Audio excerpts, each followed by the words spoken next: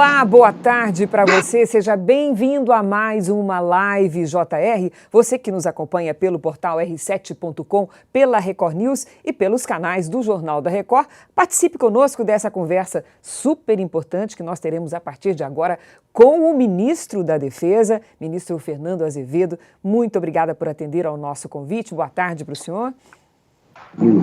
Boa tarde, Cristina Lemos. Boa tarde, Celso Freitas. Boa tarde, Luiz Fara. Para mim é motivo até de orgulho estar participando de tão importante programa da Record. Então, como você já sabe, pode encaminhar suas perguntas, nós vamos encaminhá-las aqui para o ministro da Defesa e vamos discutir também com os nossos colegas. Agradeço muito a participação do nosso querido Celso Freitas. Boa tarde, Celso. Boa tarde, Cris. Boa tarde, ministro. Boa tarde, Fara.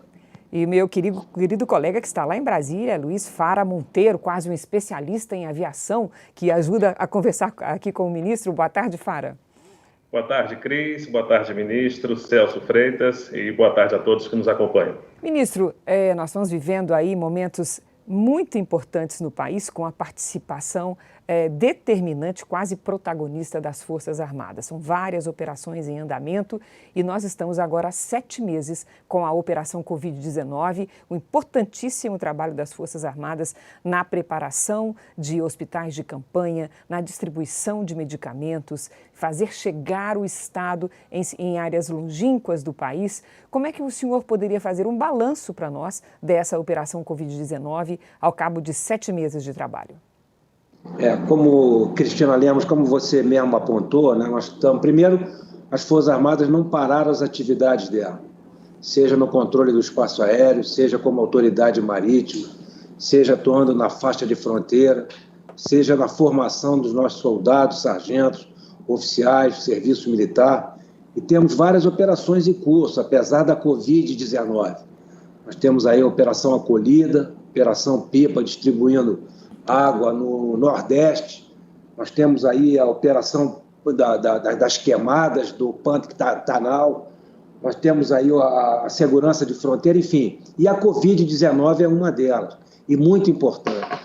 Nós instituímos aí, desde há tempos, aí, 10 comandos conjuntos.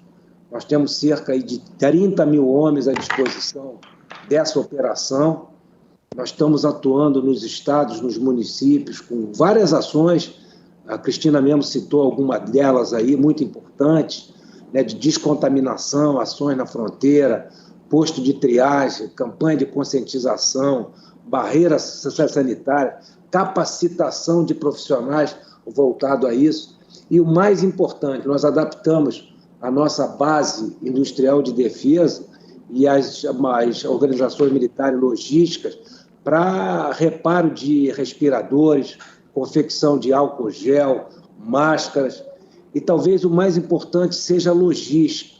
O que nós transportamos já de toneladas e toneladas via terrestre e via aérea. Cristina, só em via aérea nós já demos o equivalente a mais de 21 voltas ao planeta em termos de hora de voo, no apoio aí à população brasileira para combater a Covid-19. Então, se você me deixar, eu falo aí o programa inteiro sobre isso aí. Tá? Mas eu vou parar por aqui, por enquanto. Ministro, só para a gente dimensionar, porque às vezes a gente vive uma situação local e não imagina o que é essa operação, quase uma operação de guerra, fazer chegar a assistência do Estado a regiões tão remotas no Brasil, e somente as Forças Armadas conseguem isso. O senhor poderia quantificar para nós o contingente que foi utilizado, que tipo de ação foi feita nessas áreas remotas? A gente sabe que houve uma atuação junto aos indígenas também. Só para o nosso internauta, quem está acompanhando a entrevista, tem uma ideia do que significou essa operação ao longo desses 7 meses. Tá, Cristina, a quantificação do pessoal nosso empregado, eu já citei, em torno de 30 mil à disposição disso. Mais os meios aéreos, os meios embarcados, as viaturas, mas tem locais no Brasil que só tem a presença das Forças Armadas, principalmente a Amazônia, né, a região amazônica, nossos pelotões de fronteira. Eu queria citar o que você me falou, que são o apoio às reservas, às áreas indígenas. Nós já tivemos 12 operações de vulto, inclusive algumas delas acompanhadas inclusive pela Record. Tivemos 12 operações, nós já botamos pessoal profissional das Forças Armadas, médico, enfermeiro, cerca de 270 profissionais de saúde nossos das Forças Armadas atuando em área indígena. Nós atendemos já cerca de 100 mil indígenas. Né? Isso aí é uma contribuição, eu acho que muito valiosa, né? Para esse pessoal que vive isolado em áreas de difícil acesso. Eu tenho certeza que o Fara está ansioso para perguntar ao senhor sobre o lançamento do Gripen. Fara? Pois é, Cris, inevitável essa pergunta, especialmente no dia de hoje, em que a FAB apresentou oficialmente o Gripen aqui na base aérea de Brasília, que é resultado, né, ministro, de um acordo firmado em 2014, 36 unidades o Brasil encomendou, e eu lembro que naquela ocasião havia uma polêmica grande se o Brasil deveria fazer um acordo de negócios com a Suécia, com a Saab, ou com a americana Boeing, que aqui a gente chama de Boeing, ou com a francesa Dassault. E eu sei que o senhor já recebeu os primeiros relatórios de desempenho do Gripen voando aqui no Brasil. Queria saber o que o senhor pode destacar nessa aeronave e queria que o senhor confirmasse se essa foi realmente a melhor escolha para o Brasil na ocasião, em relação à fabricante sueca. O Luiz Fara, hoje pela manhã, nós tivemos a comemoração do Dia do Aviador. Né? O dia, nós reverenciamos aí a nossa Força Aérea, que desde o início do século XX, com o 14 bis do nosso lendário Santos Dumont, que é o patrono, né? Patrono nosso, até o recebimento do Gripen, hoje, né? Mostra a evolução da nossa Força Aérea brasileira. Eu não tenho dúvida que foi uma escolha bem estudada, bem pensada, bem avaliada, em relação ao custo-benefício, em relação a uma aeronave moderna de ponta, que o retorno em termos da indústria nacional, em termos de offset, em termos de geração de empregos, da nacionalização da aeronave que começa a ser montada na Suécia, mas a partir de certa unidade elas começam a ser montadas, estruturadas em Gavião Peixoto, no estado de São Paulo. Então, nós estamos bem contentes com a escolha, com o contrato das 36 unidades, lembrando que vários componentes delas serão fabricados no Brasil por outras indústrias. A parte de comunicação, a parte de rádio, a parte de aeronáutica, de aviônicos. Enfim, então eu acho que foi bom para a Suécia, lógico, mas também foi muito bom para o Brasil, para a indústria brasileira e para a Força Aérea brasileira. Olha, eu lembro que... Não, é que eu quero aproveitar a pergunta do Fara para privilegiar aqui a participação de um dos nossos internautas que nos acompanha pelo YouTube, Fara, e ele pergunta o seguinte ao João Nunes de Oliveira. Ministro, quando os caças Gripen vão operar efetivamente? Por que da compra? E qual a funcionalidade deles para nós? Olha, o João Nunes, né? Você me falou que está o internauta aí. João Nunes de Oliveira. João Nunes de Oliveira. Com o Faro, eu já respondi alguma parte da pergunta dele, né? Eu lembro que a responsabilidade da Força Aérea, previsto na lei complementar nossa que regula a Constituição, ele atribui à Força Aérea Brasileira 22 milhões de quilômetros quadrados de vigilância e controle do espaço aéreo. A gente lembra que o Brasil, se eu pegar quase todos os países da Europa Oriental e colocarem dentro do Brasil, quantas forças aéreas iria ter? Uma força aérea da França, da Alemanha, da Espanha, enfim, da Inglaterra. Então, nós temos uma força aérea só para vigiar esse nosso espaço aéreo. Eu lembro da nossa faixa de fronteira, eu lembro dos nossos vizinhos. Então, foi um projeto muito bem estudado, com calma, não foi nada precipitado. É uma aeronave de ponta, com toda... João, eu lembro a você que nós temos aí como principal aeronave de caça ainda os F-5. Eu lembro que o mundo já tem a modelo F-35. Nós ainda estamos aí com F-5. Então, a aeronave Gripen estão chegando em boa hora. Celso, companheiro. Ministro, só com relação ainda ao gripe, minha pergunta é uma outra, mas o impacto da pandemia na economia, no orçamento do governo, pode alterar o prazo de entrega dessas 36 aeronaves? Celso, o orçamento é o nosso oxigênio em relação aos projetos estratégicos, né? O orçamento previsto para a defesa para o ano de 2020, né, e 2021, ele contempla os projetos estratégicos, não da maneira como a gente iria se sentir mais confortável, assim, né? Mas ele é o suficiente para honrar os compromissos dele, inclusive, é o GARIP. Cris, posso fazer uma segunda Claro. pergunta, mudando de assunto? Muito bem, vamos lá. Ministro, o Ministério da Defesa tem disponibilizado militares das 3 forças aliados a outros organismos do governo no combate às queimadas e ao garimpo, as queimadas não só no Pantanal, como na Amazônia, e os garimpos principalmente na Amazônia. Eu tenho informações de relato de que, de início de setembro, foram aplicadas 520 milhões de reais em multas. Quem são esses infratores? Eles têm como pagar esses valores anunciados?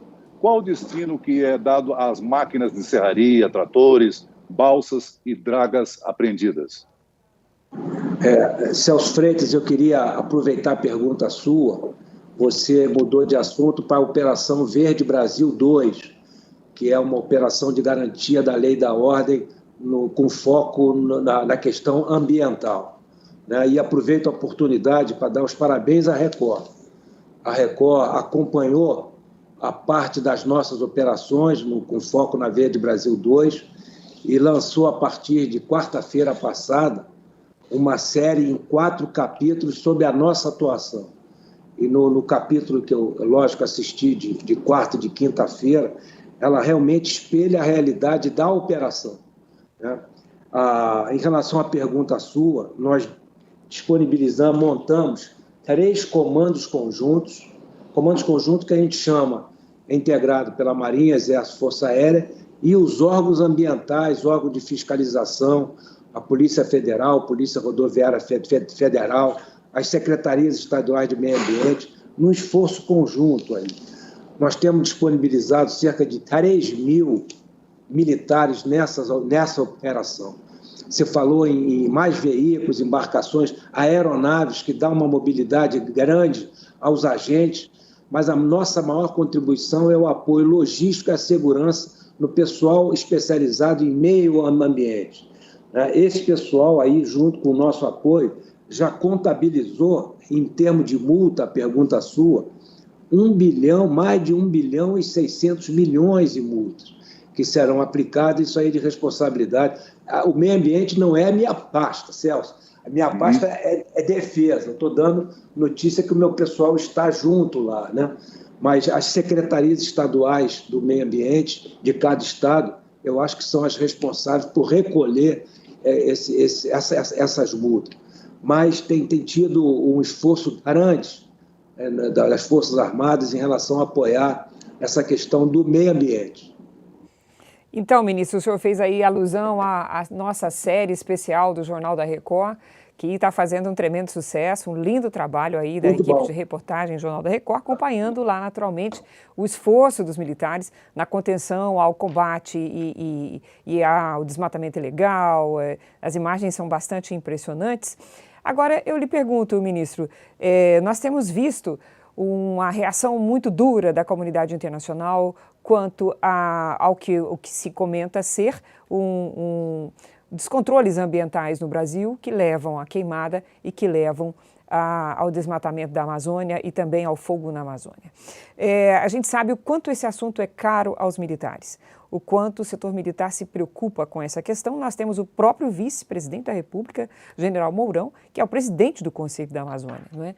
E as Forças Armadas profundamente envolvidas com essa questão. De que lado está a razão, ministro? Os investidores alegam o seguinte: se o Brasil seguir nesse rumo, nós vamos retirar investimentos do Brasil. Nós insistentemente tentamos mostrar que estamos fazendo a nossa parte. De que lado está a razão?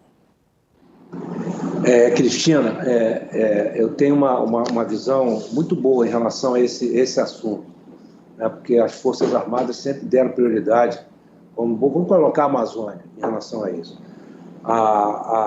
Nós temos a maior floresta tropical preservada do mundo, graças aos brasileiros. No início os portugueses, depois os brasileiros. Cadê as outras? Se nós temos a maior floresta preservada do mundo, né, isso é fruto do trabalho nosso. Temos preocupação em relação a ela? Temos sim. Estamos trabalhando em relação a preservar cada vez mais? Estamos sim. Fala agora em nome das Forças Armadas. Nós aí, em cerca de 12 anos, passamos de um efetivo de cerca de 12 mil homens para 45 mil homens na Amazônia. Nós temos lugares, temos unidades militares na Amazônia, como os pelotões de fronteira, que nenhuma outra instituição está presente, só nós ali, fazendo a nossa parte da faixa de fronteira. Nós temos a Marinha do Brasil com o chamado Barco da Esperança, fazendo atendimento médico em todos os rios é mal dizer, mas em grande parte dos rios da Amazônia. Nós temos ali o sistema de controle do espaço aéreo, que veio graças àquele programa de sistema de proteção da Amazônia, o CIPAM, que nós temos um controle efetivo de todo o espaço aéreo do Brasil e da Amazônia. Então, eu não vejo isso aí, eu acho que é um certo exagero em relação à Amazônia, em relação aos biomas nossos, que são preservados. Temos problemas, temos sim, estamos enfrentando. Essa iniciativa que o presidente Bolsonaro anuncia que tomará de levar os diplomatas para sobrevoar a Amazônia, o senhor vê com bons olhos? O senhor acha que isso pode ajudar a, enfim, esclarecer a questão? Eu não tenho dúvida disso. Isso aí é uma coisa até que as Forças Armadas fazem em termos do legislativo e judiciário. Nós organizamos viagens levando grupos de parlamentares, estou dizendo as Forças Armadas, grupos de parlamentares, grupos de juízes, de desembargadores, a Amazônia, para conhecer de perto a realidade lá. Então, essa iniciativa do vice-presidente nosso, o general Mourão, é muito bem-vinda. É muito bem-vinda você ir a São Gabriel da Cachoeira, você ir em Maturacá, você ir em Urucucu, ali você sobrevoa toda aquela região, ali intacta, ali é até motivo de orgulho nosso, com certeza, para os embaixadores verem no local a realidade da Amazônia brasileira. Fara. Ministro, em 2013, o mundo ficou sabendo que os Estados Unidos espionavam o governo brasileiro. Então, na época, o governo brasileiro enviou um representante a Washington e uma das primeiras respostas do governo americano foi perguntando ao representante brasileiro: mas vocês acham que só os Estados Unidos espionam no Brasil? Vocês acham que a Rússia, que a China, que o Reino Unido também não estão espionando? E o representante, então, na época, respondeu o seguinte: olha, eu sou uma pessoa formada em Direito e aprendi que até se prove o contrário, não tem como acusar. Mas, no caso americano, foi provado. Eu queria saber, ministro, especificamente, se o governo, se o país, se a defesa brasileira tem tomado medidas desde então para evitar situações como essa de espionagem e, sobretudo, para proteger a floresta amazônica, o nosso território, a área do pré-sal, o litoral, enfim.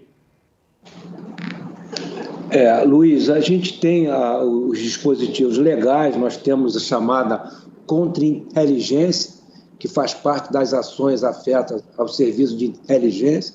As Forças Armadas têm a inteligência dela, tanto a Marinha como o Exército, como a Força Aérea, mas nós temos feito também muito sentido de cooperação entre os países. Nós não temos só a Amazônia brasileira, nós temos outros países vizinhos que têm a Amazônia. Então, a cooperação das nossas unidades de fronteira com os países vizinhos são muito efetivos, em termos até de troca de informações em relação a ilícitos, em relação a contrabando. Né? Isso aí faz parte da diplomacia militar, que a gente chama, a DIP-1000. Né? E nós temos procurado aí contatos com esses países intercâmbios, e a presença nossa é muito efetiva, eu repito aí, Fábio.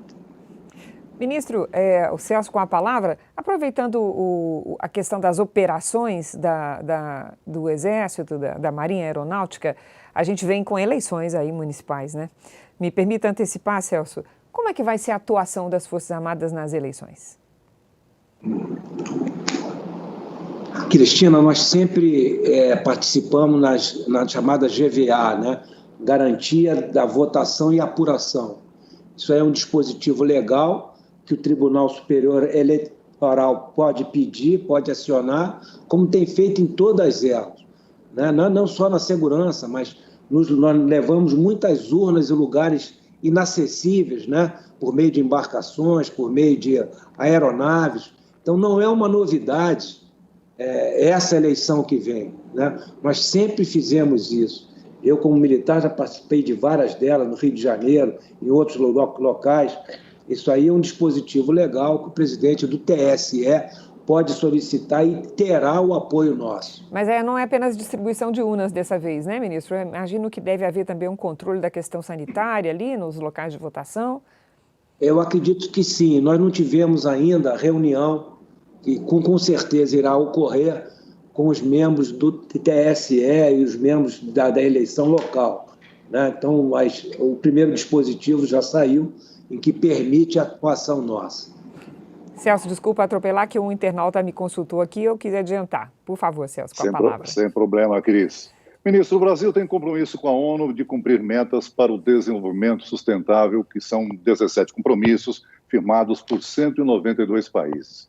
O vice-presidente da República, o general Hamilton Mourão, é o presidente do Conselho da Amazônia. Ele falou recentemente sobre a ocupação regular do solo, destacou a necessidade de avançar na política de ocupação fundiária e zoneamento ecológico e econômico. A quem cabe desenvolver esses estudos e essas políticas? Obviamente, a Amazônia é uma questão de segurança nacional também. Celso, primeiro o escopo do Conselho da Amazônia, né? Eu queria lembrar aos meus amigos aí, Cristina, o Celso e o Luiz, que meu assunto é defesa. Meu assunto é defesa. E você, Celso, como bom militar que foi, né, você sabe muito bem dos assuntos nossos aí, né? Mas o Conselho da Amazônia, que o general Mourão está à frente, eu quero dar a minha opinião. Como a questão ambiental, ela foge, quer dizer, ela não é da alçada só de um ministério, né? Ela tem uma transversalidade muito grande e precisava um ente que fizesse uma coordenação entre vários ministérios, entre os governos estaduais, entre entidades internacionais. Então, essa coordenação através do vice-presidente, que é lógico que tem um nível bem alto, o presidente, depois ele, dentro do executivo, ela foi muito bem-vinda e tem coordenado as ações entre nós. É bem-vindo. Realmente, na pauta dele está a questão da ocupação fundiária, o zoneamento econômico, que é uma preocupação que eu tenho visto nas reuniões que eu participo com ele. Ministro, permita consultá-lo sobre uma outra questão que sempre vem à baila, relativa ainda à Covid-19. Nós estamos assistindo aí países pelo mundo inteiro se preparando para uma operação de guerra que será vacinar um grande contingente de pessoas, a maior parte da população precisará ser vacinada, e sempre que o Brasil precisa de ações de massa, normalmente conta com o socorro das Forças Armadas para esse tipo de operação. O senhor já imagina, já existe algum estudo estratégico, já existe alguma preparação para a eventualidade das Forças Armadas serem convocadas para uma operação de ampla vacinação da população? Cristina, realmente uma vacinação em massa, né, e ela tem que ser rápida, ela vai exigir uma operação logística, quase uma operação logística de guerra, vamos dizer assim. E é lógico que as Forças Armadas irão participar disso aí, nós não podemos nos furtar isso. Ainda não tem um planejamento efetivo, mas para a gente é muito fácil, porque nós já temos esses comandos conjuntos montados, nós já temos uma tradição em operações conjuntas, nós temos uma capilaridade no Brasil inteiro, então isso aí vai ser até motivo de satisfação das Forças Armadas em participar de qualquer campanha de vacinação em relação ao Covid-19. Fara. Cris, eu queria fazer duas perguntas em uma para o ministro. Primeiro, em relação, ministro, ao planejamento do governo, se existe orçamento para uma renovação de equipamentos das forças de defesa, por exemplo, equipamentos para o Exército, tanques, helicópteros, para a própria Força Aérea Brasileira, em relação aos caças, por exemplo, o avião presidencial, que é um avião que não tem longo alcance. Toda vez que o presidente precisa fazer uma viagem longa, é necessário fazer uma escala, isso gasta-se mais dinheiro, perde-se tempo, enfim. Existe orçamento para se planejar uma renovação desses equipamentos militares? Lembrando, Fara, que o ministro entregou ao Congresso, né, o Plano Nacional de Defesa, com a previsão orçamentária para os próximos anos. Causou uma grande polêmica, porque era um momento, e é um momento de tremenda falta de recursos, o Brasil muito endividado por causa dos esforços aí com relação à pandemia, aproveitando apenas para contextualizar a pergunta do colega. Exato. Então, a pergunta é essa, ministro. Se existe possibilidade, frente a esse cenário atual, de se modernizar nossos equipamentos, e eu queria que o senhor falasse também sobre o projeto do SNBR, o submarino de propulsão nuclear, que envolve uma transferência de tecnologia francesa para o país. Quanto já se gastou nesse projeto e quando ele será concluído? Tá, eu vou brincando um pouquinho com o Luiz, eu vou pedir a Record para contratar você como assessor militar do Ministério da Defesa. Bondade sua, ministro. A Cristina já respondeu em parte, né, Fábio? Nós temos aí, pela lei complementar, um dispositivo legal que você tem que fazer uma revisão de 4 em 4 anos da sua Política Nacional de Defesa, a Estratégia Nacional de Defesa e o Livro Branco de Defesa. A mais recente teria sido em 2016, e nós agora em 2020, em julho, entregamos ao Congresso Nacional, aprovada já pelo Executivo, a nova política de defesa e a nova estratégia de defesa. Ali, ela é um documento ostensivo, tem no nosso site, né, é fácil a visualização, ali tem todos os nossos projetos estratégicos, todos, da Marinha, do Exército, da Força Aérea, tanto dos mais importantes, e tem ainda os projetos das forças, exclusivo das forças. Mas ali tem todos os nossos projetos. Eu lembro ali, é muito importante o oxigênio dos projetos, é a parte orçamentária. Nós temos um país, continente, com uma estatura geopolítica muito importante. Nós temos banhado pelo oceano, pelo Atlântico Sul, uma faixa de fronteira enorme, um território muito rico, merece umas forças armadas à altura da estatura que o país tem. Então, isso tudo está na política e na estratégia de defesa que nós enviamos.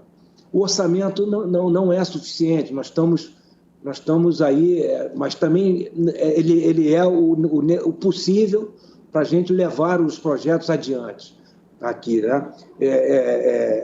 Eu lembro que quando não é suficiente, a gente tem duas soluções. Ou a gente muda o escopo do projeto, a quantidade diminui, ali estica, e outra é alongando o prazo. Mas respondendo objetivamente à sua pergunta, nós temos todos os projetos necessários no papel, na prancheta e em evolução dos projetos estratégicos nossos. O submarino de propulsão nuclear está avançando, o presidente essa semana visitou, de propulsão nuclear, não é de armamento. É um poder dissuasório muito grande e o projeto vai, se não me engano, até 2045, aí o projeto. Tá bom, Luiz?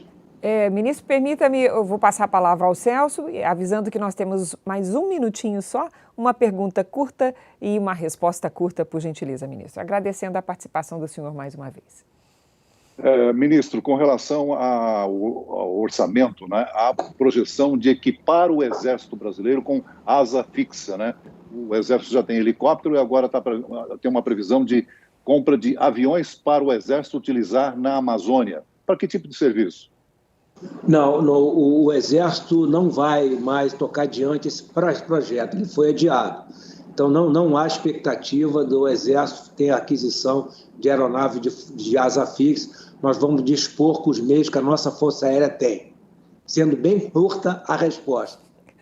Eu agradeço muitíssimo a participação do nosso ministro da Defesa, Fernando Azevedo, dos colegas Celso Freitas e Luiz Fara Monteiro. Muito obrigada por acompanhar o nosso bate-papo de hoje. Esteja sempre atento à Live JR. Muito obrigada e até um próximo encontro.